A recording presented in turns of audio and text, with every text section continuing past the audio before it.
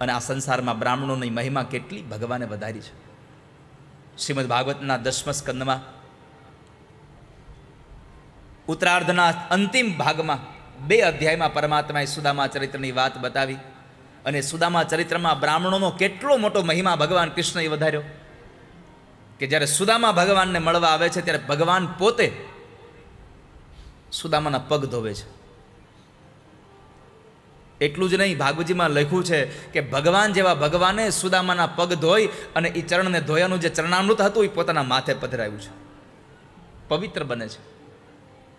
અને બીજી વાત, જ્યારે સુદામા પોરબંદર જવા માટે નીકળે ત્યારે રથ તૈયાર કર્યો તો દાઉદાદાને ભગવાને ના પાડી કે રથમાં બેસી નહીં અને ચાલીને જવા દો. દાઉદાદાએ કીધું કે રથમાં બેસીને મૂકી આવે તને વાંધો શું છે કૃષ્ણ? પણ ભગવાને કીધું કે મોટા ભાઈ, વાંધો બીજો કંઈ જ નથી મને, પણ સુદામા જેવો પવિત્ર બ્રાહ્મણ જો ઉઘાડા પગે મારી દ્વારિકાની ધરતીમાં ચાલશે ને તો મારું દ્વારિકા પાવન અને પવિત્ર બની જશે.